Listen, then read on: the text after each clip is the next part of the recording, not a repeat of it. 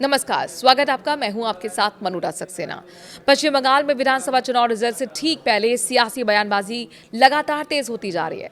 इसी कड़ी में बीजेपी नेता दिलीप घोष ने मुख्यमंत्री ममता बनर्जी पर तीखा हमला बोल दिया है। दिलीप घोष ने न्यूज 18 से बातचीत में कहा कि ममता बनर्जी इंडिया की डोनाल्ड ट्रंप है। उन्होंने आरोप लगाया कि मतगणना के दौरान टीएमसी किसी भी हद तक जा सकती है।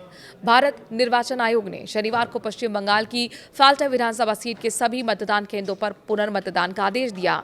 इस सीट पर 29 अप्रैल को हुए मतदान के दौरान गंभीर चुनावी अपराध और लोकतांत्रिक प्रक्रिया का उल्लंघन पाए जाने के बाद दोबारा चुनाव कराए जाने की घोषणा चुनाव आयोग की तरफ से की गई।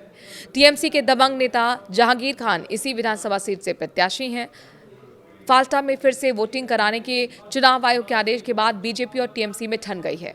आयोग के आदेश के बाद बीजेपी नेता अमित मालवीय ने एक्स पर पोस्ट कर साफ तौर पर कहा कि पश्चिम बंगाल में डायमंड हार्बर मॉडल ध्वस्त हो गया है। इस पर टीएमसी नेता अभिषेक बनर्जी ने काफी तीखी रिप्लाई देते हुए अमित मालवीय से कहा कि वो दिल्ली से अपने गॉडफादर को ले आएं और फाल्टा से चुनाव लड़वा लें।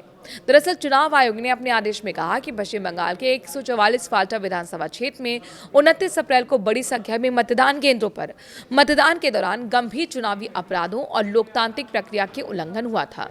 इसीलिए चुनाव आयोग निर्देश देता है कि सहायक मतदान केंद्रों सहित सभी 285 मतदान केंद्रों पर नए सिरे से मतदान कराया जाए। सभी मतदान केंद्रों पर 21 मई को सुबह 7 बजे से शाम 6 बजे तक नए सिरे से मतदान होगा, जबकि मतगणना 24 मई को होगी। ये घोषणा दक्षिण 24 परगना जिले के इस निर्वाचन क्षेत्र में स्थानीय लोगों के व्यापक विरोध प्रदर्शन के कुछ घंटे के बाद आई है। मतगणना के बाद सैकड़ों ग्रामीणों ने सुरक्षा व्यवस्था की मांग करते हुए विरोध प्रदर्शन भी किया और क्षेत्र में दोबारा मतदान कराने की मांग की है। हासिम नगर गांव में तनाव बढ़ने के साथ ही बीजेपी के झंडे लिए महिलाएं समेत बड़ी संख्या में प्रदर्शनकारियों ने सड़क जाम कर दिया था। इसके तुरंत बाद केंद्रीय रिजर्व पुलिस यानी कि सीआरपीएफ के जवानों को भारी संख्या में मौके पर तैनात किया गया। उन्होंने निवासियों को पर्याप्त सुरक्षा उपायों का आश्वासन दिया। मतदान का रिकॉर्ड पश्चिम बंगाल में इस बार 2 चरणों में हुए विधानसभा चुनाव में स्वतंत्रता के बाद से सबसे ज्यादा मतदान हुआ है। इसमें 23 अप्रैल और 29 अप्रैल को हुए दोनों चरणों में औसत मतदान प्रतिशत लगभग 93% रहा।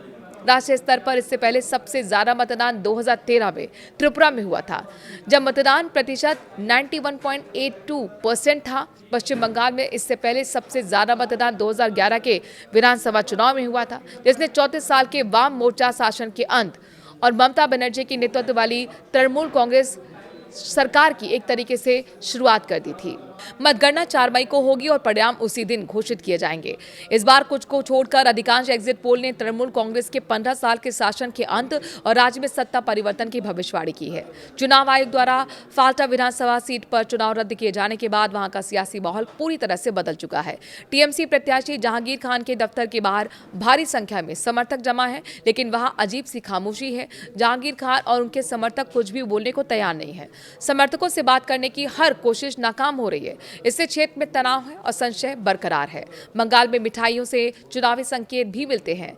हरे संदेश और भगवा रसगुल्ले की धूम मचेगी। पश्चिम बंगाल में इस बार का चुनाव खट्टा और मीठा और तीखा रहा है, लेकिन नतीजों से ठीक पहले माहौल पूरी तरह से मीठा हो गया है। भवानीपुर के बाजारों में खास राजनीतिक रसगुल्ले और संदेश बिक रहे हैं। जहां टीएमसी समर्थक संदेश की मांग कर रहे हैं, तो वहीं बीजेपी खेमे के लिए भगवा रसगुल्ला तैयार किया जा रहा है। शांतिपूर्ण मतदान के बाद अब मिठाई की दुकानों पर जीत के जश्न की तैयारियां जोरों पर हैं। अब देखना यह है कि सोमवार को कौन सी मिठाई सबसे ज्यादा बिकती है। बंगाल विधानसभा चुनाव के निर्णायक मोड़ पर नवापरा विधानसभा क्षेत्र से बीजेपी उम्मीदवार अर्जुन सिंह ने नवाबगंज स्थित काली मंदिर और हनुमान मंदिर में मत्था टेका है। पूजा अर्चना के बाद मीडिया से बात करते हुए उन्होंने अपनी जीत का दावा भी किया और राज्य की मौजूदा स्थिति पर तीखा हमला बोला। सिंह ने कहा, हमने ईश्वर से प्रार्थना की है कि बंगाल में सनातन की स्थापना हो और असुर शक्तियों का पूर्ण विनाश हो पाए। आत्मविश्वास जताते हुए उन्होंने कहा कि बंगाल में बीजेपी की सरकार आना तय है। अर्जुन सिंह ने अपनी प्राथमिकताएं भी गिनाई। कहा कि बंगाल को आतंक से मुक्ति दिलाना और बेरोजगार युवाओं को रोजगार देने के संकल्प के साथ चुनावी मैदान में है। उनके इस शक्ति प्रदर्शन को क्षेत्र में ध्रुवीकरण और कार्यकर्ताओं के जोश को बढ़ाने के तौर पर देखा जा रहा है।